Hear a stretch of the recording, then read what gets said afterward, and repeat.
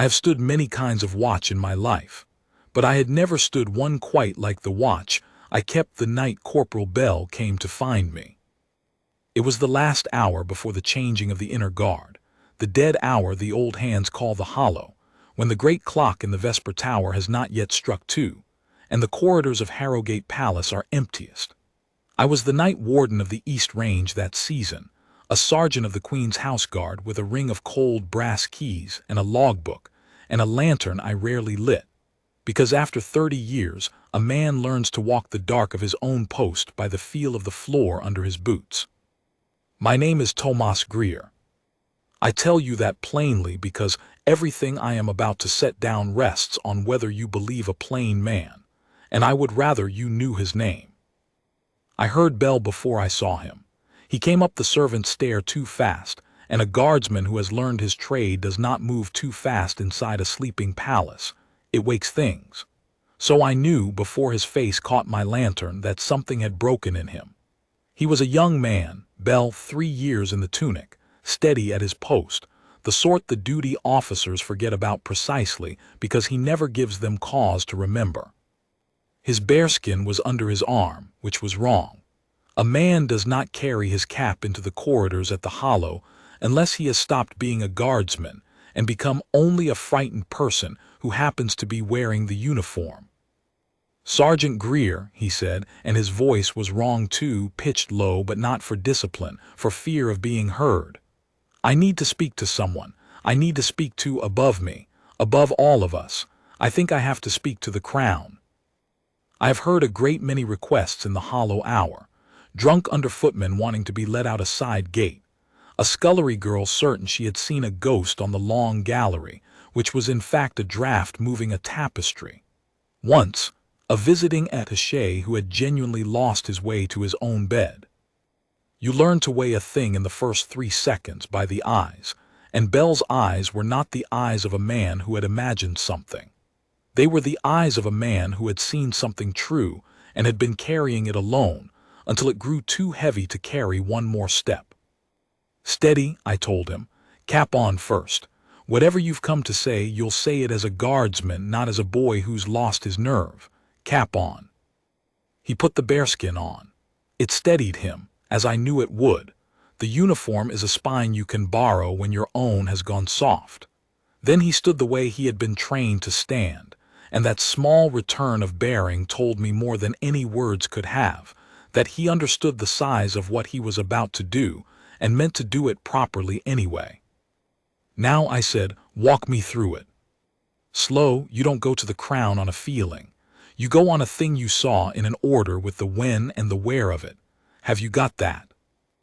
"I've got that, Sergeant," he swallowed. "It's about the princess, about Princess Maelin." Everything in me went still in the old way, the way the body goes still on a post when a thing has changed, and you do not yet know what. Princess Maelin was 8 years old that spring. A grave, watchful little girl with her mother's dark eyes, the kind of child who notices the guards and learns their names and asks, in the solemn way of clever children, whether our boots hurt our feet. Her brother Joran, 10, was the loud one, the one who saluted us and tried to march in step on the gravel. Maelin was the quiet one, and the quiet ones are the ones who see. To hear her name spoken in that voice, in that hour with that fear, I will not pretend my own heart stayed level. "Tell me," I said. 3 nights ago," Bell said, "I stood the night post outside the nursery range. You know it, the door at the top of the west stair, the one nobody uses after the household's abed because the children's rooms are beyond it and the Queen wants the corridor quiet. I knew it. My orders are plain. I let through the night nurse, Mrs. Aldous, on her rounds. I let through the physician if he's called. No one else, not without a written chit from the controller of the household, countersigned. That's the standing order. It hasn't changed in the year I've stood it." "Go on." 3 nights ago, at about the half after midnight, a man came up the west stair with a chit. Countersigned in order, the controller's seal on it, the green wax. He was dressed as one of the under-physicians, the gray coat, the bag. He said the princess had a fever and the household physician had sent him ahead to sit with her. The chit said exactly that, so I let him through, Sergeant.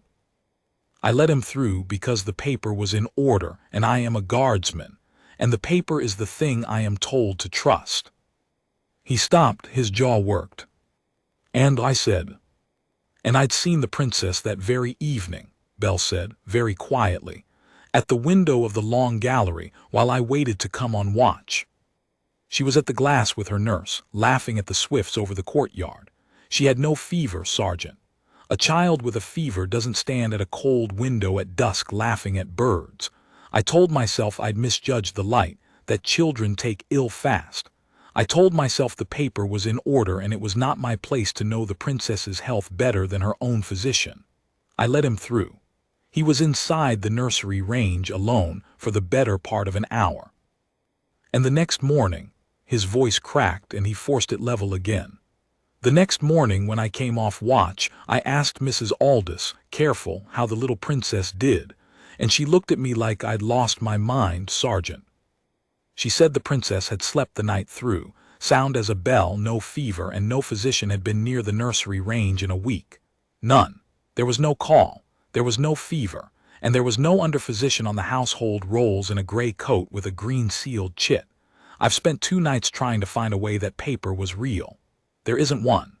Somebody walked a stranger to the door of the sleeping children with a forged chit and the controller's own seal, and I opened the door for him. The clock in the Vesper Tower struck 2.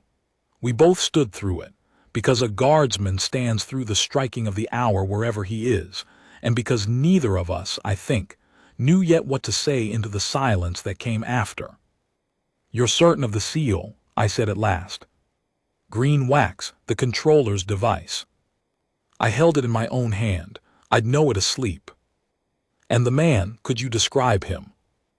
"Middling, 40 perhaps. Soft hands, not a working man's, not a soldier's. He didn't look at me, which I thought was only a busy physician's manner. But I've turned it over and over, Sergeant, and I don't think it was busyness.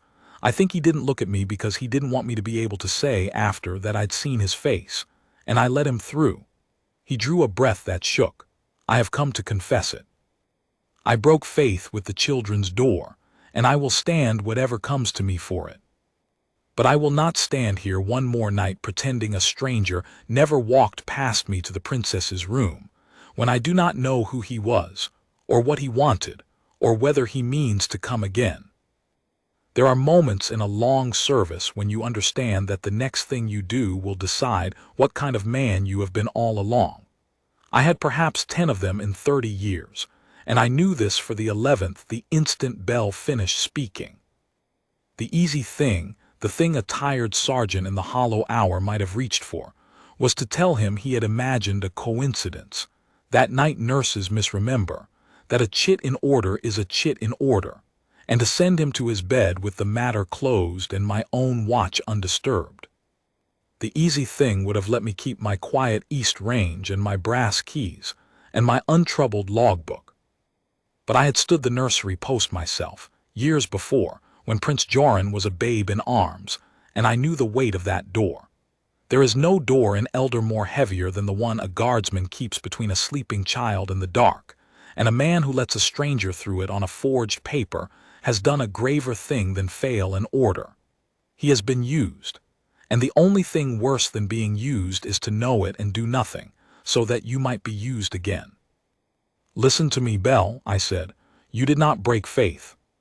You obeyed your standing order to the letter, the paper was in order, the seal was real to your eye, and a guardsman who second-guesses every chit on a feeling is a guardsman who lets the physician die outside the door while the child burns up inside it.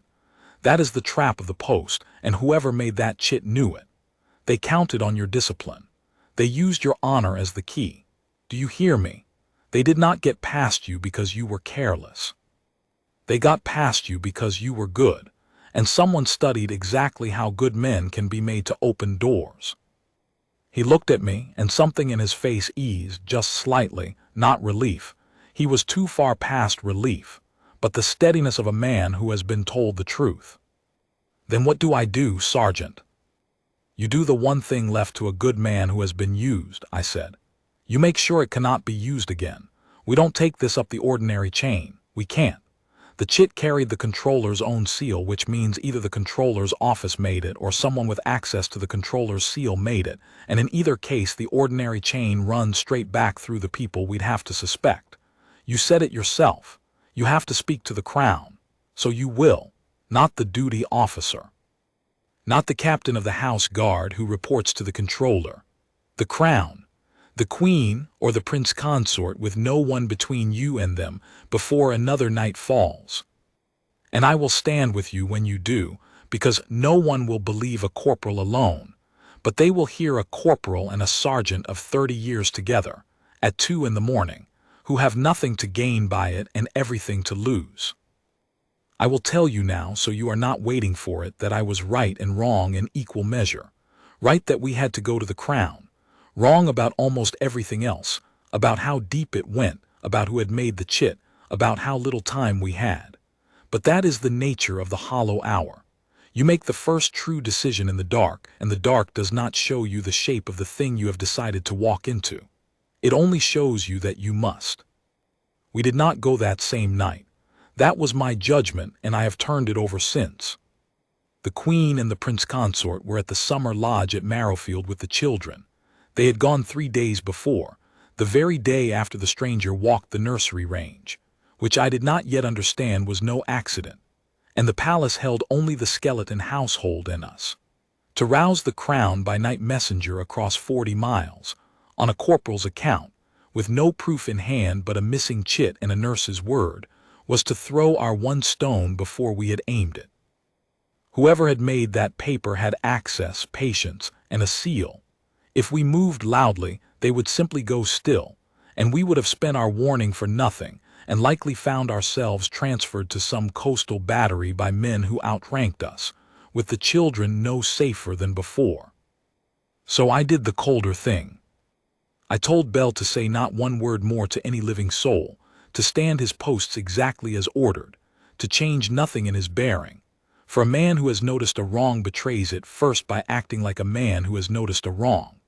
And I set about, in the 2 days I had before the crown was due back from Marrowfield, to find out for myself whether a corporal in the hollow hour had stumbled onto the edge of something real, or onto a clerk's careless error dressed up by fear into a plot. I started where any old guardsman starts, with the records. The controller of the household keeps the chit book, the bound ledger in which every written pass into the secure ranges of the palace is recorded by its clerks, with the date, the bearer, the purpose, and the number of the seal pressed. Every green wax chit is supposed to leave a stub in that book, the way a torn ticket leaves its half. If a real underphysician had truly been sent to the princess 3 nights before, even by error, there would be a stub. And if there was no stub, if a chit had been pressed with the controller's seal and walked into the nursery range without ever passing through the chit book, then Bell had not stumbled onto an error. He had stumbled onto a forgery made by someone close enough to the seal to use it off the books. The chit book lived in the controller's outer office, and the controller's outer office was not a place a sergeant of the night watch had any business being by day. But I was the night warden of the East Range, and the controller's office sat at the end of the East Range's lower corridor, and a night warden has keys. So I did not go by day. I went the next night, in the hollow hour, with my lantern unlit and my heart steadier than I had any right to expect, and I let myself into the office of the 3rd most powerful man in Harrowgate Palace to read a book I had no leave to read. I want to be honest about what I felt, standing in that dark office with the ledger open under my shielded lantern and the great seal of the controller in its locked case on the shelf above me. I felt like a thief. 30 years of keeping other men honest, and there I was breaking into a crown office at 2 in the morning. But I had weighed it, the way Bell had taught me to weigh things by telling me his fear, and I had decided that the honor of a guardsman is not in the rules he keeps, but in the thing the rules are for. The rules were for the safety of the children. If keeping the rule meant leaving the children in reach of a man who could forge the seal, then the rule had been turned against its own purpose, and I would answer for breaking it gladly to the Queen's own face if it kept that door shut. I found the page for 3 nights before. I ran my finger down the stubs. Mrs. Aldous, the night nurse, 10 o'clock routine. A footman with coal for the nursery hearth, 11. And then nothing. No physician, no under-physician. No green wax chit numbered for the nursery range that night at all. The book was clean, which meant the chit Bell had held in his hand had never existed in the only place it was supposed to exist, and had carried the true seal anyway. That was the moment the floor went out from under the comfortable explanations. There was no clerk's error here. Someone with the run of the controller's seal had made a pass that left no trace and sent a stranger to the children's door.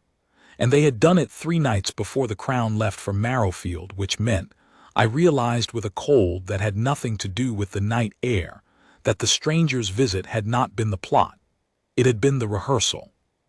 I sat down in the controller's own chair, another thing I had no business doing, and made myself think the way a man thinks at a post, slowly, ruling nothing in and nothing out.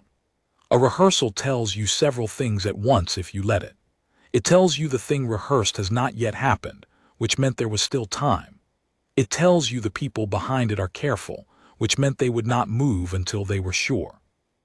And it tells you they were testing a single point of the defense, the nursery door, and the man who kept it, which meant the man they meant to use when the true night came was a guardsman.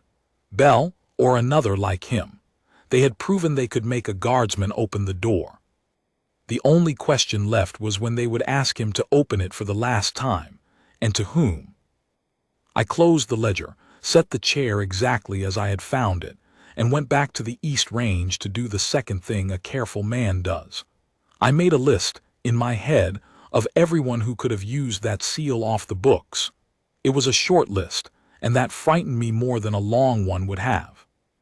The controller himself, Lord Harlan Vess, a dry and exact old administrator who had served the house for 40 years and whose whole life was the keeping of records.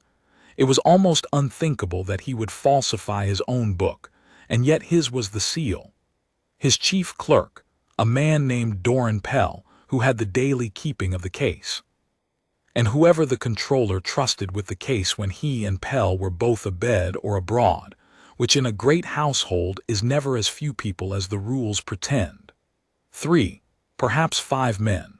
One of them had handed a stranger the key to the children's door, and I was going to have to find out which without letting any of them see me look. I did not sleep that day. I lay in my warden's cot with my eyes open and turned the thing until its edges were smooth, and by evening I had the shape of what I would tell the Crown when they returned from Marrowfield. Then the shape changed, because the Crown did not wait for Marrowfield. A rider came in at dusk, with word that the Queen had cut the country stay short, and would be back at Harrowgate by midday tomorrow. The household stirred to ready the state rooms, and in the wash of ordinary bustle that the news set off, I caught the one detail that mattered, the reason given for the early return. The Princess Maelin, the writer said, had taken a chill at Marrowfield, and Her Majesty wished her home, under the household physician, in her own bed in the nursery range. A chill, a fever, the very illness the forged chit had invented 3 nights before, now suddenly true, now bringing the child home early, off her guarded country schedule, into the one room a stranger had already learned how to reach. I do not believe in that kind of coincidence. I have stood too many watches to believe a thing arranges itself so neatly to its own advantage. Someone had wanted the princess back in the nursery range ahead of her time, and someone, it seemed, had been given a reason ready-made. I found Bell at the changing of the guard and walked him a slow circuit of the East Range as though I were only inspecting his bearing, which is a thing a sergeant may do without a soul thinking twice. Under the cover of it I told him, what I had found in the chit book, and what the writer had brought. I watched the meaning of it land on him. "They're bringing her home to the room," he said, "to the room they tested." "To the room they tested, yes. Then we have to speak to the Queen the moment she's through the gates." "We will, but hear me, Bell, we go to her with a thing she can act on, not a fear she has to take on faith." A missing stub and a too convenient chill are enough for you and me, because we were in the dark and felt the floor move. They are not enough to make a queen tear apart her own household on the word of 2 guardsmen, against the controller's seal in an afternoon. We need the one thing we don't have. We need to know who is going to ask you to open that door, so that when the queen says who, we can answer. It was a hard thing to say to a young man who only wanted to run to the crown and be relieved of his burden, and I saw it cost him. But he was a guardsman to the bone, and he nodded. Then how do we find that out before midday tomorrow? We don't find it, I said. We let it find us. The chill is the reason to bring her home. The home is the nursery range. The man behind this has rehearsed his approach once already, and now the prize is in the room. If I were him, I would not wait long with the prize so close and the crown's guard not yet fully back from the country. I think he moves tonight or tomorrow night. And I think, Belle, that the next chit they bring you will not be a rehearsal. We could not know it for certain, but a guardsman acts on the likeliest danger, not the certain one, because by the time a danger is certain it is already at the door. So we made our small plan in the falling dark, the 2 of us, with no authority but our own consciences and the one advantage they did not know we had. That Belle had noticed, and told, and was no longer a man who could be used. The plan was nothing grand. Belle would stand his nursery post tomorrow night exactly as ordered, and if a chit came, any chit, in any hand, he would do precisely what he had done before. He would examine it, find it in order or not, and let the bearer through if the paper held, betraying nothing. But this time he would not be alone in the dark behind that door. This time I would already be inside the nursery range before his watch began, hidden in the old linen press at the turn of the corridor that I had keys to, and that no living soul had opened in years, close enough to the princess's door to reach it in 4 strides. If the bearer was the under-physician of the rehearsal, or anyone like him, he would find that the second time the door opened, there was a sergeant of 30 years standing between him and the child.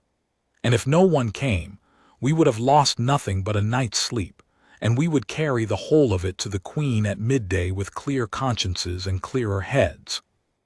It was, I see now, the plan of 2 honest men who had decided to catch a wolf themselves rather than trust the shepherds, because they could no longer be sure which of the shepherds had unlatched the fold. I would not recommend it. A wiser man waits for the crown. But the crown was 40 miles away until midday. The child was coming home tonight to the rehearsed room, and between her bed and the dark there was only a door and the men who kept it. I had kept that door once. I was not going to stand on the far side of the palace and hope while it was tested again.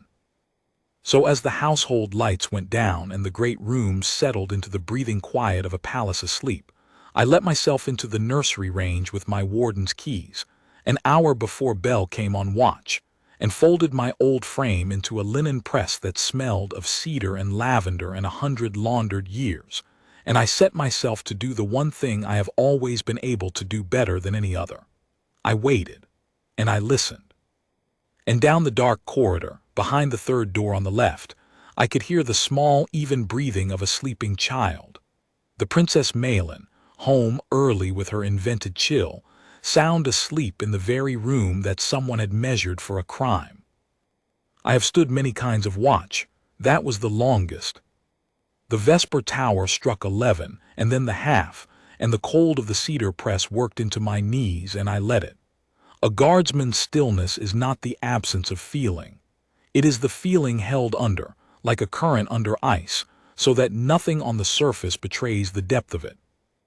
I had cramped legs and a thudding heart and the particular dread of an old man who has staked everything on being right, and I let none of it move me, because 4 strides away a child slept who did not know her bed had been measured by a stranger, and the only thing standing between her and whatever came was an old sergeant determined not to flinch.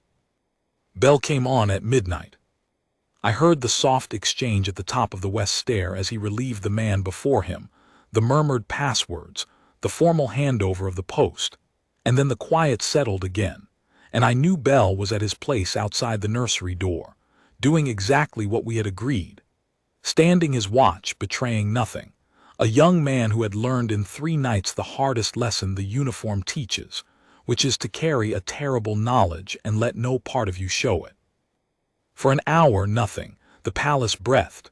A timber settled somewhere in the old roof. Once the princess murmured in her sleep, a small wordless sound, and turned over and was quiet again, and I found my hand had gone to the edge of the press door without my telling it to. I drew it back. Wait, you do not move on a sound. You move on a threat. At a little before 1, I heard the footstep on the west stair. It was a careful step, not a guardsman's, not the heavy, unworried tread of a footman with coal, but the measured climb of a man who wished not to be heard and had not quite the trick of it. I heard it reach the top. I heard the small ceremony at the door begin. Bell's low challenge, the standing order spoken, the bearer's answer, too quiet for me to catch the words, only the shape of them, smooth and unhurried, the rustle of paper. A chit presented. And then a silence that went on a beat too long, Bell examining it. Finding, I prayed, the wax and the seal and the counter-signature in order so that he would let the man through, and the man would walk past him into the trap rather than turn and vanish back down the stair to try again on a night I was not folded into the linen. The door at the top of the stair opened. Footsteps came down the corridor toward the nursery, soft on the old runner, and I saw him through the crack of the press as he passed under the single shielded sconce that lit the turn. The gray coat, the physician's bag, the soft hands. Middling 40, a man who looked like nothing at all, which is the most dangerous thing a man can look like. He went past me to the 3rd door on the left, the princess's door, and I watched his hand go to the latch, and I heard him draw a breath, and I understood that I was about to learn whether I had spent 30 years becoming a man who could do this, or only a man who looked like one. I came out of the press. I did not shout.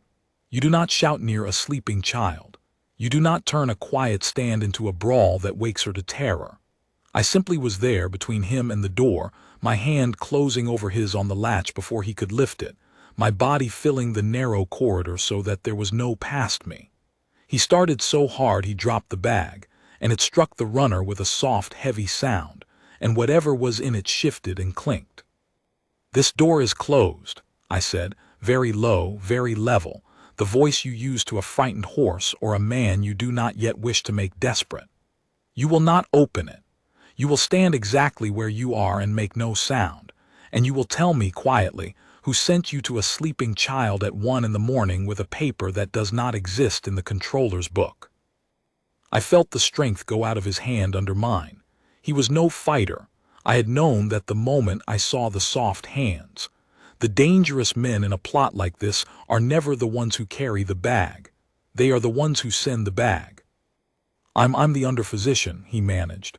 "The princess has a chill, I have a chit." "You have a chit with the true seal and no stub in the book," I said. "I read the book myself last night. There is no under-physician in your gray coat on the household rolls. You have rehearsed this once already, 3 nights past, and walked away. You will not walk away tonight. Now, the bag." I did not let go of him, but I looked down at it. "What is in the bag?" He did not answer, and his silence was its own answer, and I felt the whole shape of the thing tilt toward something far worse than a kidnapping, until Bell's voice came low from the head of the corridor. He had left his post, which he should not have done and which I have never once held against him, and he said, "Sergeant, there's a draft. The window at the end of the range, it's open. It wasn't open at midnight." And there it was, the thing under the thing. Because a man who has come to take a child does not open a window first. A man who has come to take a child goes straight to her door, as this one had. But the open window at the end of the nursery range, the window that had not been open when Bell came on watch, the window that someone had unlatched from the inside in the hour between, that told me the gray-coated man at the latch was not the danger. He was the distraction. He was the rehearsed approach, the figure the night warden would see and seize, the obvious thing, sent up the west stair with a forged chit precisely, so that whatever attention the nursery range had would fix on him at the door, while the real business of the night came in quietly by the window at the far end, where no one would be looking because someone was being caught at the door. I had been right that the rehearsal meant a true night would come. I had been wrong, badly wrong, about which approach was the trick and which was the truth. And in the half-second it took me to understand it, I heard, from the dark end of the corridor where the open window let the cold night in, the faint, careful scrape of a second man already inside. A lesser-trained man would have let go of the gray-coated decoy and run at the new sound, and that is exactly what the plan wanted. Split the warden from the door. Make him chase the noise while the prize is taken behind him. I had been a soldier before I was a sergeant, and the oldest rule a soldier learns is that the enemy shows you the thing he wants you to run at. So I did not run. I dragged the gray-coated man with me, backward, by the wrist I still held, and put my own back against the princess's door, so that whatever came down that corridor would have to come through me to reach the latch. And I called out, not loud, but with the full weight of 30 years in it, the only words that could turn one quiet, stand into a thing the whole sleeping palace would answer. Bell. The alarm bell now. There is a bell at the head of the west stair, a small brass handbell on a hook, put there in the old queen's time for exactly this. Not the great clamoring tocsin that would wake the city, but the house guard's own muster bell, whose particular quick rhythm every guardsman in Harrowgate knows in his sleep means come to the nursery range. Come now, come armed. Bell had it ringing before I finished saying his name. The sound of it in that dead hour was like a blade drawn across the dark. I heard the second man, the one by the window, check at the sound, heard his careful footsteps stop, heard him weigh. In the half-second the bell gave him, whether the prize was still worth the risk now that the house was waking. And I made the choice for him. I let go of the gray-coated decoy entirely. He was no danger and the bell had pinned him. He would not run far in a roused palace. And I went down the corridor toward the window fast and low, and I caught the second man in the spill of moonlight from the open casement just as he turned to flee back through it. He was nothing like the decoy. This was a hard man, a climber, dressed in dark, close-fitting clothes with soft-soled boots, the kind of man who is hired for exactly one thing and paid not to know why. He came at me with a short cudgel, because his work was not meant to make noise and a blade makes a different kind of mess, and I took the blow on my raised forearm. It numbed the whole arm to the shoulder, and I will not pretend it did not, and I put my full weight and my full height into him and drove him back against the window frame, and I held him there. Not striking, holding. Because a man pinned cannot strike, and a man held can be questioned. And because 4 doors away a child still slept, and I would not turn her corridor into a slaughter she would hear in her dreams for the rest of her life. He was strong and I was 60, and for a long moment it was a near thing, the two of us straining silent in the moonlight with the bell ringing behind us. But strength is not the only thing in a fight, and it is rarely the deciding thing. Patience is.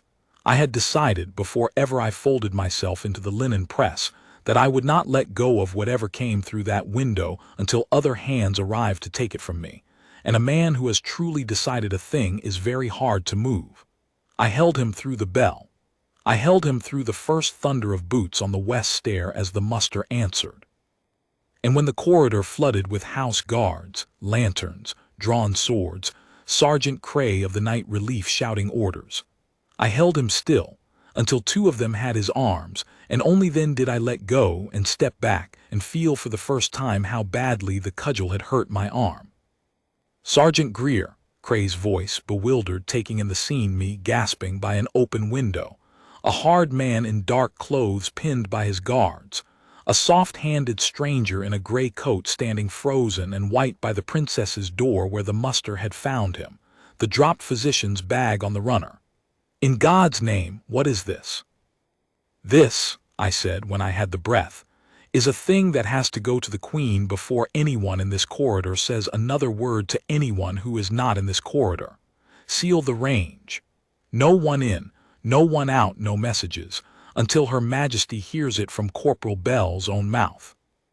Especially, and here I looked hard at Cray, because I did not know yet whom in the household I could trust, and I was not going to pretend I did, especially, Cray, no word to the controller's office. Not a syllable. Will you give me that on your oath until the Queen herself says otherwise? Cray was a good man and a confused one, but he had the wit to hear, under my words, the thing I was not saying, that the rot might run high, and he gave me his oath, and he sealed the range. And in the middle of it all, behind the third door on the left, a small voice called out, sleepy and unafraid, the way a child calls who has been woken by a noise but does not yet know to be frightened. "Hello, who's there? Is someone there?" It was the princess. And every hard man in that corridor, every drawn sword and lantern, went still as one at the sound of her, because that small, unafraid voice was the whole of what we were for, and to hear it ask the dark a question, not knowing how close the dark had come, undid something in all of us at once. I went to the door. I did not open it, that was not mine to do, and I would not frighten her with the sight of swords. I put my mouth near the seam of it, and I said in the warden's voice, the gentlest one I owned, "It's all right, Princess. It's only the guard, Sergeant Greer, that you spoke to about the Swifts. There was a bird got into the corridor and we've been chasing it out, that's all. You go back to sleep. We're right outside your door, all of us, the whole night through. You're the best guarded girl in Eldermore tonight." A pause, then, satisfied in the way of a clever child who knows more than she lets on but chooses to be reassured. "Was it a swift?" "It was a great clumsy owl," I said, "and we've had a terrible time with it, and it's gone out the window now and won't come back." Which was true, in its way, of the man my guards were carrying down the stair. She laughed once, soft and sleepy, and I heard her settle. And I stood with my forehead against her door for a moment, an old man with a numb arm and a hammering heart, and I thought, not tonight. Whatever this is, however high it runs, it did not get through tonight. Now I have until midday to learn how high, before they understand they have failed and go to ground. I did not have until midday. I had until the Queen reached the gates, which was sooner than any of us knew, and what she would find waiting, and what Belle and I would have to lay before her with our own characters in the balance and the controller's seal against us, was the true test, the one the linen press had only been the rehearsal for. The Queen's carriage reached Harrowgate not at midday but a little after dawn. She had not been able to sleep at Marrowfield, she told us later, with her daughter brought home ill and a strange unease she could not name. A mother's compass had swung. The night her child was nearly taken, and she had ordered the horses harnessed in the dark and come the 40 miles by lamplight. She arrived to find her palace sealed at the nursery range, her house guard doubled, 2 prisoners held in the cells under the Vesper Tower, and her old night warden waiting in the antechamber of her private apartments with a young corporal who could not stop trembling and would not be sent away. Queen Saralind of the House of Harrowgate was then a woman of middle years, not long widowed of her first grief, for the Prince Consort Aldrich was very much living, I should say plainly. I speak only of the gravity that statecraft and motherhood together had pressed into her, and she was the best ruler Eldermore had known in living memory precisely, because she had never once forgotten that a crown is a kind of guardianship and not a kind of ownership. She came into the antechamber still in her traveling cloak, with the Prince Consort a half-step behind her and the dust of the road on both of them, and she looked at us, and she did not ask the question a lesser sovereign would have asked, which is, "How dare you seal my palace?" She asked the question that told me at once we would be heard. "My daughter," she said, "is she safe this moment, is she safe?" "She is, Majesty," I said. "She slept through it, she does not know. She thinks an owl got into the corridor." Something moved across the Queen's face, relief, and then a fury held under as tightly as any guardsman holds his, because a queen too must keep her stillness when the storm is worst. "An owl," she repeated. "Sergeant Greer, I think you had better tell me about the owl." "All of it. And you?" She turned to Belle, and her voice gentled because she had read in 3 seconds the same thing I had read in the hollow hour, that here was a young man undone by his own conscience. You are the one who began this. I can see it on you. Sit down before you fall. And tell me first, because I think the sergeant came into it after you. Tell me what you did. And Belle told her. He told her the whole of it, from the gray-coated man and the green-wax chit 3 nights past, to the princess laughing at the Swifts with no fever on her, to the missing stub, to the night just gone. He told it badly, in the broken order of a man reliving the worst of his life, and twice he had to stop, and once he said the thing that I think decided the Queen forever in his favor. He said, "Majesty, I let him through the first time. On the rehearsal. I obeyed my order, and I let a stranger pass me to your children, and I will give up the uniform for it gladly. Only please don't let me give it up before you've used me to catch the rest of them, because I'm the one they think they own, and a tool they think they own is the most useful thing you have left." The Queen looked at him a long moment. Then she said, "Corporal, listen to me, for I will say this once, and I will not have you mishear it. You did not fail my children. You are the reason they are safe. 100 men stood between this house and harm last night, and 99 of them stood because it was their post. You stood because it was right, when standing meant confessing your own fault to your Queen, with your livelihood and your honor and your liberty all in the balance, and nothing in the world to gain by it but a clear conscience. That is not the failure of a guardsman. That is the whole of what a guardsman is. The uniform stays on your back. Now sit there and be quiet, and let the sergeant tell me how high this goes, because I can see in his face that he knows, and that it is worse than you do." She was right. I did know more than Belle, and it was worse, and I laid it before her and the prince consort as plainly as I could in that dawn-lit room. The forged chit had carried the controller's true seal and left no stub, which meant the forgery had been made by someone with the run of the seal, which was a list of no more than 5 men. The illness that had brought the princess home early was the very illness the forged chit had invented 3 nights before, which meant someone close enough to the Marrowfield household to give the princess a chill, or to invent one and have it believed, had worked in concert with whoever made the chit. And the attack itself had used a decoy at the door and a climber at the window, 2 hired hands who had been told exactly which window would be unlatched from the inside and exactly which night the child would be home and lightly guarded. None of that was the work of an outsider.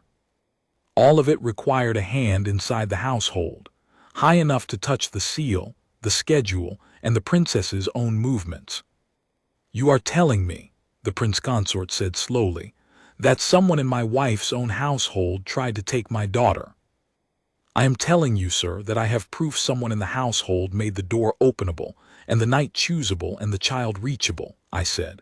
"Who paid the 2 hands in the cells, and what they meant to do with the princess once they had her, that I do not have. The hands were hired blind. I'd stake my service on it. They will not know the name above them. But the man who made the chit will know. And that man is one of 5. The Queen sat very still. "Name them." "Lord Harlan Vess, controller of the household.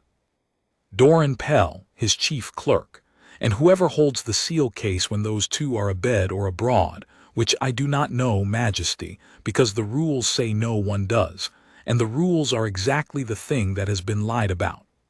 I paused, begging your pardon, but I would not have you summon any of the 5 and question them. "The moment they know the attempt failed and that we are looking, the one who is guilty goes still, burns his thread, and we are left with 2 hired hands who know nothing and a household full of frightened innocents we cannot tell from the one we want. I have caught the wolf at the window. I have not yet caught the shepherd who unlatched the fold. And the shepherd is the one who can do it again." It was a great deal to ask of a frightened mother, to be told her daughter had been hunted by someone she dined with, and then to be asked to say nothing, change nothing, let the hunter believe himself unseen. But Queen Saralind had not become what she was by flinching from hard counsel, and she heard the sense in it the way Cray had under the words. "Then we do this quietly," she said. We do it the way you do everything, Sergeant, with restraint. The household will be told the muster bell rang for an intruder who was caught at the window, a thief, after the plate frightened off. The princess took a chill at Marrowfield and is home to mend, nothing more. Life goes on exactly as it did. And in the meantime, you and I and the prince consort and this corporal will find out, very quietly, which of 5 men handed a stranger the key to my daughter's door. She rose. How long do we have? Until they understand the thief at the window was no thief, I said. A day, 2, if we are fortunate and play the lie well. After that the guilty one will smell the trap and run. Then we have 2 days, the Queen said, to do a thing that ought to take 2 months. Sergeant Greer, what do you need? What I needed was the truth of the seal, and the truth of the seal lay in 2 places. The chit book, which I had already read, and the seal case itself, which I had not. I asked the Queen for her warrant written in her own hand, so that I answered to no one below her, to examine the controller's office and the seal case openly, under the cover story that the night's thief had been found near the East Range, and the Crown wished its secure offices checked for tampering. It was a thin story but a serviceable one, the kind that lets a man ask hard questions while seeming only to do his diligence. She wrote it on the spot, and the prince consort sealed it with the lesser royal signet, and I went down to the controller's office for the 2nd time in 3 days, this time by daylight, by right, with a Queen's warrant in my breast pocket and Lord Harlan Vess himself standing dry and affronted at my elbow. I want to set down honestly that I went into that office expecting to find Vess was my man. The seal was his. The book was his. The whole apparatus of the forgery sat in his domain, and the simplest answer is usually the true one. But 30 years of watch had also taught me that the simplest answer is what a clever man arranges for you to find, and so I did not let my expectation become my conclusion. I looked. The seal case was a locked iron box, and Vess alone held the key on his person, on a chain about his neck day and night, or so he said, and so the rules said. I had him open it before me. The great seal lay inside on its bed of baize, the green wax matrix that had pressed the chit bell held, and the moment I lifted it to the light, I saw the thing that turned the whole case over. The seal was worn, not damaged worn, in the particular way a seal wears when it is used. The fine lines of the device, the Harrowgate device, were softened with use across their whole face, but pressed into the very deepest groove of it where a brush could not reach and a wipe would miss, was a thread of green wax gone hard and dark with age. Old wax. And Lord Vess, fussy as a cat, cleaned his seal after every use. He told me so himself with offense that he had cleaned it not 3 days past. A seal cleaned 3 days past does not carry old hardened wax in its deepest groove. Which meant the seal in the case, the seal Vess guarded on a chain about his neck, was not the seal that had pressed the forged chit. The forged chit had been pressed by a second matrix. A copy, a counterfeit of the controller's own device, made fine enough to fool a guardsman's eye in a dark corridor, used off the books, and never returned to this case at all, because it had never lived in this case. For a moment I felt the floor steady under me in the wrong direction, and I nearly made the worst mistake of the whole affair. Because here was the false dawn, the reasonable but wrong middle that a tired man reaches for. If the seal was counterfeit, then Vess was innocent. The forger had not needed the real seal at all, had not needed the run of the case, had needed only the skill to copy a device anyone might have studied from 100 old chits lying about the household. And if the forger needed no access to the case, then my list of 5 men collapsed, and the guilty hand might be anyone in Harrowgate, and we had 2 days and no way at all to narrow a household of 300 souls. I stood there with the worn seal in my white glove and felt the case slip out of reach, and I heard in my own head the seductive, sensible voice that says, "It is too big, it cannot be done in 2 days, take what you have, the 2 hands in the cells, the thwarted attempt, call it a victory, double the nursery guard, and let the crowned spymasters take months to chase the rest. The child is safe now. Is that not enough?" It would have been the reasonable thing, It would also have been wrong, and I knew it was wrong the way you know a step is missing in a dark stair by the lurch of it, because a counterfeit seal does not appear from nothing. To copy the Harrowgate device finely enough to fool a guardsman, the forger needed a true impression to copy from, a clean fresh press of the real seal, recent and perfect. And a clean fresh impression of the controller's seal is exactly the thing the chitbook is full of, every stub, every recorded pass, pressed with the true seal under Vess's own hand. My list had not collapsed at all. It had changed shape. I was no longer looking for the man who could use the real seal off the books. I was looking for the man who had taken a true impression out of this room to copy, which meant a man with the run of the chitbook, the patience to study the device, and the skill or the money to have it cut. And that, when I made myself think it through instead of reaching for the easy exit, was a far shorter list than 5. It was a list of 1. Because there is only one man who handles every stub in the chitbook with his own hands, every day, alone, late, after the controller has gone up to bed. The chief clerk, Doran Pell. I did not say his name aloud in that office. I closed the seal case, thanked Lord Vess with a guardsman's flat courtesy for his cooperation, recorded in my report that the case showed no sign of tampering, which was true, and which would let Pell believe the search had found nothing, and I went straight back to the Queen. The false dawn had nearly had me. It very nearly has every man. At the moment a hard thing offers him an honorable-looking way to stop. The only cure I have ever found for it is the plain question the linen press had taught me to ask. Not is this enough to be safe tonight, but is this enough to be sure it cannot happen again? It was not, so I kept going. Doran Pell was a man of about 50, narrow and tidy, with ink-stained fingers and a manner so colorless that, like the gray-coated decoy, he had made himself nearly invisible by being exactly what everyone expected. He had served the controller's office for 22 years. He had never risen, never married, never been suspected of anything, never been thanked for anything either, and that last, I have come to think, was the whole of it. A man can carry a small grievance for 22 years until it hardens, like old wax in the groove of a seal, into something that no longer looks like a grievance even to himself, but only like the way the world is and his place in it. I do not excuse him. I only mean that the most dangerous betrayer in a great house is rarely the bold one. It is the patient overlooked one who has spent 2 decades learning exactly where the doors are and exactly how the men who guard them think. But suspicion is not proof, and a queen cannot break a man on a sergeant's reasoning about wax. I needed Pell to show his own hand. And there was only one way to make him do it in the time we had. I had to make him believe the plot was still alive, and the prize still reachable, so that he would reach again, and reach in a way that put his own name on the deed where the Queen could see it. Here is what we did. With the Queen's leave, we let the cover story stand, and then we sweetened it.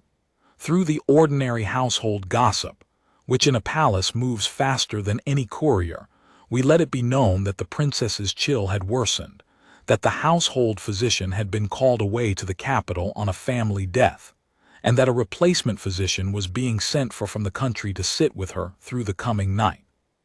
We made the nursery range look, to a watching man, exactly as it had looked on the night of the rehearsal. A sick princess, an unfamiliar physician expected, a door that would have to open to a stranger with a chit. We dangled, in short, the very same opportunity Pell had built his counterfeit seal to exploit, and we made it look as though the failed attempt had frightened off only a clumsy thief, and that the household, reassured, had let its guard down again. And then we waited to see whether Pell would press a chit. I will not pretend the waiting was easy on the Queen. To set a lure with her own daughter's sickbed as the bait, even knowing the child was in truth well, and the nursery range now held more hidden guards than it had ever held in its history, Belle among them, and myself, and 6 picked men of Cray's relief in the rooms on either side, asked of her a restraint as hard as any the post had ever asked of me. She gave it. She understood, as I did, that the only way to make her daughter safe for the rest of her childhood was to make the wolf show himself once and for all here, now, where he could be taken, rather than leave him at large in the household to choose a better night a year hence when no one was watching. The hardest discipline is the discipline that looks from outside, like doing nothing while your child is used as bait. She held it without a tremor. I have served queens and I have served soldiers, and I tell you the queen's stillness that night was the equal of any guardsman's I have stood beside. Pell pressed a chin. He did it cautiously. He was a careful man and the failed attempt had taught him caution. But he did it, because 2 decades of overlooked patience had taught him that opportunities like the one we dangled do not come twice, and because, I think, the thwarting had wounded whatever cold pride had grown in him, and he wanted to prove he could not be stopped. Late in the evening, in the chief clerk's own small office, in his own hand, he made out a pass for a replacement physician to attend the princess in the nursery range that night. He did not enter it in the chit book. And he sealed it, and this was the thing that hanged him with the counterfeit. He took from a locked drawer in his own desk a green wax matrix that was not the controller's, a copy worn now from its own small use, and he pressed it to the wax, and in pressing it he put his own hand in the light of his own candle upon the very act we needed to see. Because we were watching. Not me, I was in the nursery range, where the danger would come. The prince consort himself, with 2 of Cray's men and the controller, Lord Vess, white with the betrayal of it, stood in the dark of the corridor outside the chief clerk's office, and saw Doran Pell draw a counterfeit royal seal from his own drawer and forge a pass to a sleeping princess's door. There was no fight. There is so rarely a fight when the thing is done with restraint and patience instead of haste. They simply opened the door, and the prince consort said, "Mr. Pell," in a voice I am told no one who heard it will ever forget, and Doran Pell looked up from the green wax and understood in a single gray instant that 22 years of being overlooked had ended, and that he had been seen at last, doing the one thing he had never wanted seen. The counterfeit seal was in his hand. The forged chit was on his desk, undried. There was nothing to explain and no one to explain it to who did not already know.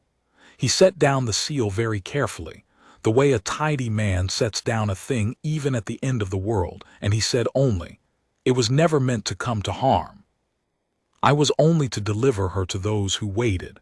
I was never told the rest," which told us he had never asked, and that, in the end, is the whole indictment of a certain kind of man, that he had handed a child to strangers and made very sure never to ask what they meant to do with her, so that he might believe his own hands clean.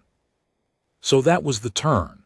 Not a blade, not a chase, not a great unmasking before a shocked court, but a tidy man in a small office, caught by his own patience pressed back against him, undone by the one weapon a household of honest men can always bring to bear against a patient traitor, which is a more patient honesty.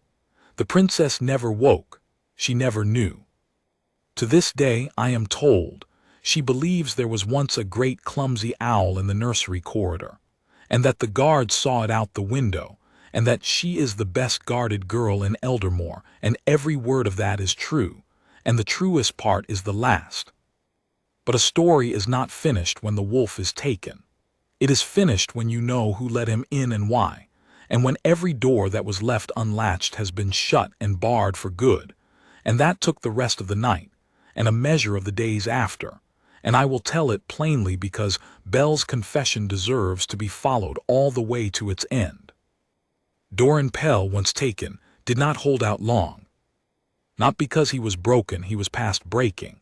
Men who have hardened over 22 years do not break, they only stop pretending, but because, I think, some buried part of him was relieved to be seen at last, even like this, even at the cost of everything. Under the prince consort's questioning, with Lord Vess sitting stricken and silent in the corner of the room, the whole shape of it came out, and it was both smaller and sadder than the great conspiracy a frightened mind builds in the dark. Pell had not hated the crown. He had not, in his own telling, even wished the princess harm, a claim I weigh for exactly what it is worth, which is the worth of a man's word who handed a child to strangers and chose not to ask their purpose. What Pell had was a debt. Years of small, careful gambling on the boat races at the river quays, the kind of quiet ruin that takes a colorless man slowly, until one season he owed more than a chief clerk's wage could ever answer, to men who lend at the quays and collect with broken fingers. And those men, learning what their debtor was chief clerk to the controller of the royal household, keeper of the chit book, a man who handled the true seal's impression every day, had sold his debt, or his usefulness upward to someone who had a use for exactly such a man. Who that someone was, Pell genuinely did not know, and that was the cleverness of it. He had never met them. He had taken instruction by letter, unsigned, left in a chalk-marked spot under a bridge. He had been paid in coin left the same way. He had been told only what he needed for each step, copy the seal, learn the nursery schedule, find which window could be unlatched, press the pass on the chosen night, open the way, and never the name above the letters nor the purpose below them. He had built the counterfeit seal himself, patiently, over months, from impressions he carried out of the chit book in soft wax pressed in the privacy of his own office. He had unlatched the window himself, in the hour before Bell came on watch, having free run of the nursery range as the controller's own clerk on the pretext of an inventory of the children's plate. And he had told the two hired hands which window and which night. The decoy at the door and the climber at the window were his arrangement, the decoy to draw the warden, the climber to take the child out the unlatched casement and down to the river, where a boat would have carried her to whoever waited and paid. To whom, and to what end ransom against the crown, a lever in some game of states, a cruelty I will not invent details, for Pell had been careful, all his life, never to ask. So the head of it was not in the palace at all. It was out beyond the quays, in the dark of men who buy debts and sell children, and that was a hunt for the Queen's own intelligencers and the magistrates of the river wards, not for an old night warden. But Pell's letters, and the chalk-marked bridge, and the description of the boat and the men of the quays who had sold his debt, gave them the thread to pull, and pull it they did, in the weeks that followed, quietly and to the root, so that by the turn of the season the lender at the quays and two others above him were in the cells of the city assize, and the trail beyond them was being walked by men far better at that work than I do not know that they ever reached the very top of it. Such threads run into shadow, and sometimes the shadow keeps its own. But the part of it that could reach the princess, the inside hand, the unlatched window, the forged door, that part we had cut off at the root in a single night, because a corporal could not sleep for the weight of a chit he should not have honored. The two hired hands, the decoy and the climber, told the magistrates exactly what I had staked my service they would tell. Nothing of use, because they had been hired blind, paid to do one task and to know nothing of why. They were river men, dangerous and incurious, and they went to their long imprisonment knowing no more than that a clerk had paid them to fetch a child, and that the fetching had gone wrong against a wall of an old sergeant they had not been warned about. The climber, I am told, asked his jailer more than once who the devil the big man at the window had been. I take a small, unworthy pleasure in that. Let him wonder. As for Doran Pell, the Queen did a thing that I have thought about often since, and that taught me more about the difference between justice and vengeance than 30 years of soldiering had managed to. She might have had him made an example of a traitor to the crown who had reached for a royal child. The law would have allowed her the harshest of ends, and no one in Eldermore would have blamed her. She did not. She had him tried fairly in open court for what he had done, the forgery, the false pass, the conspiracy against the person of the princess. And the court gave him a long imprisonment, stripped of office and pension, his name struck from the household rolls.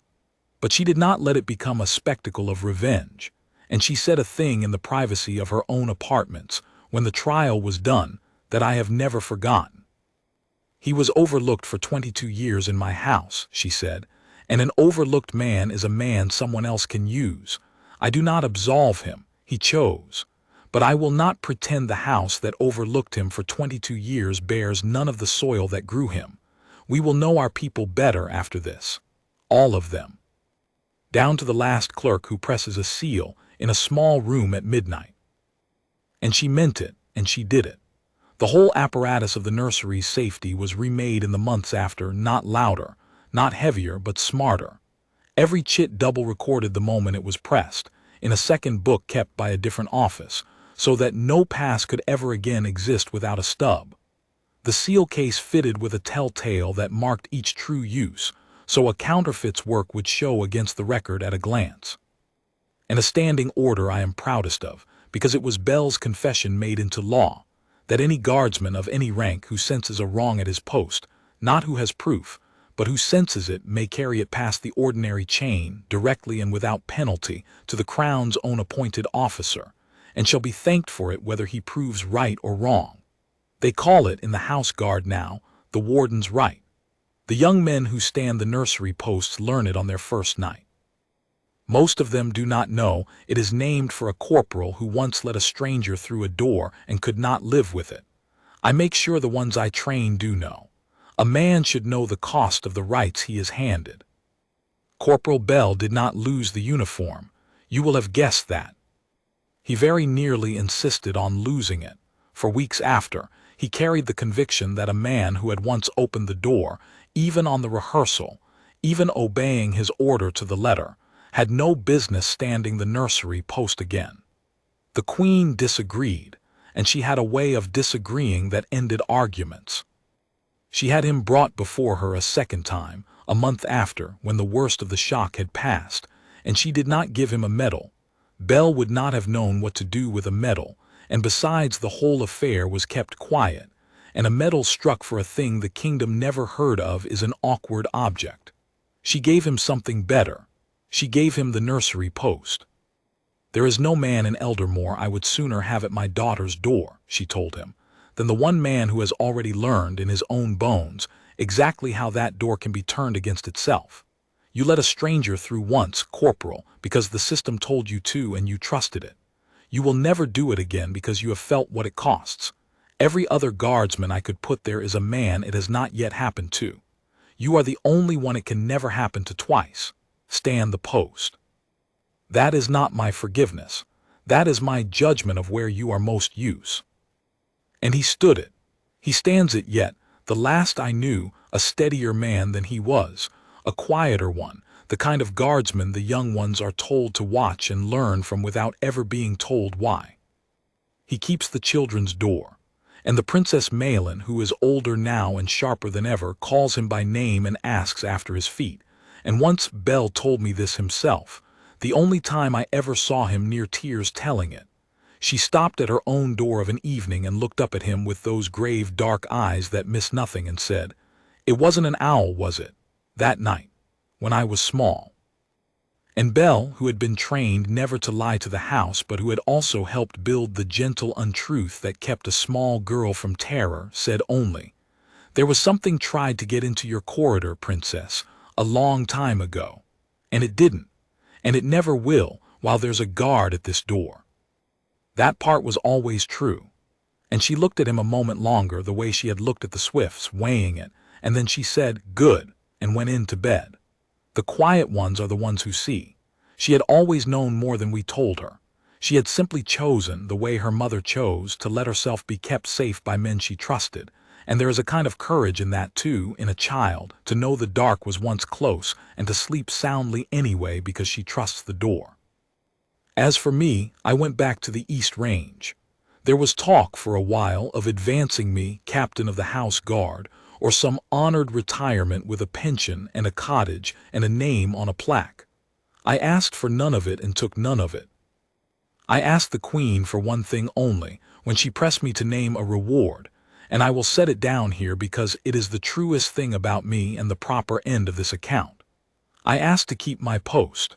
The night warden of the East Range, the brass keys, the logbook, the dark corridors I can walk by the feel of the floor.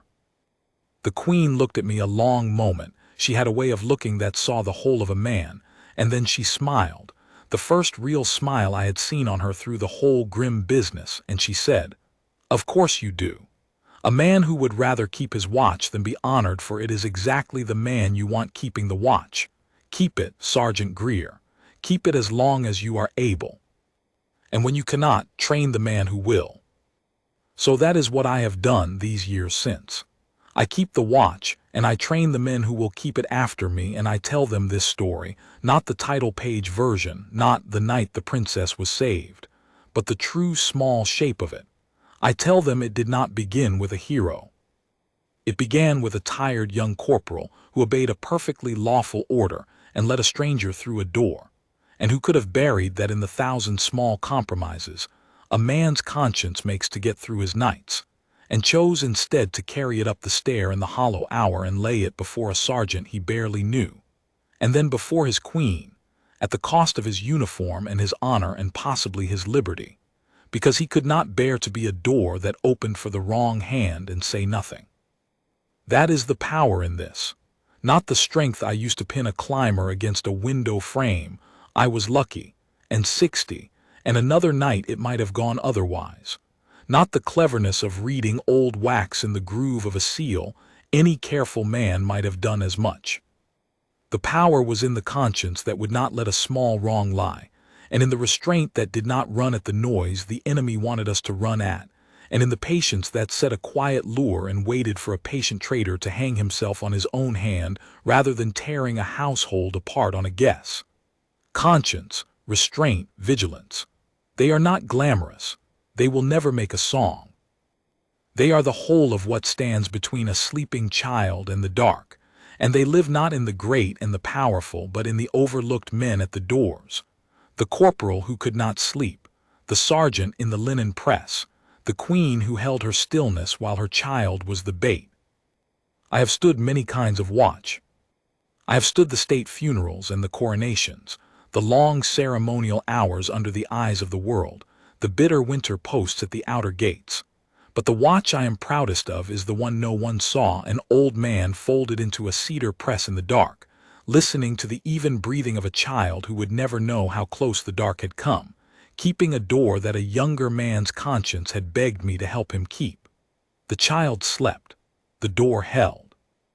And in the morning the Swifts came back over the courtyard, and the princess stood at the glass and laughed at them, and the kingdom went on exactly as before, never knowing, which is in the end the whole point of a guard. We are most successful on the nights you never hear about. We keep the door, and you sleep, and the morning comes, and the only proof we were ever needed is that nothing happened at all. Bell asked me once, years after, whether I thought he had done the right thing coming to me that night, instead of letting it lie. I told him the truth. I told him it was the only thing that mattered in the whole affair, the one hinge on which a child's whole life had turned, and that everything else, my linen press, the worn seal, the lure, the taking of Pell, was only the working out of the thing he had set in motion when he decided he could not be a door that opened for the wrong hand and stay silent. The wolf was clever and patient and well-funded, and reached almost to the heart of the house. He was beaten by a young man's refusal to let his own conscience go quiet. That is the whole of it. The strongest lock on any door is a guardsman who will not lie to himself about what he saw. The Vesper Tower strikes 2 as I finish setting this down, the hollow hour again, my favorite hour, the emptiest and the most honest one, when there is no one left to perform for and a man is only what he truly is. Somewhere above me at the top of the west stair, a guardsman stands at a door and beyond it a child sleeps. I will go and walk my range now by the feel of the floor, and I will check that every door that ought to be shut is shut. It is a small thing. It is the only thing. Good night.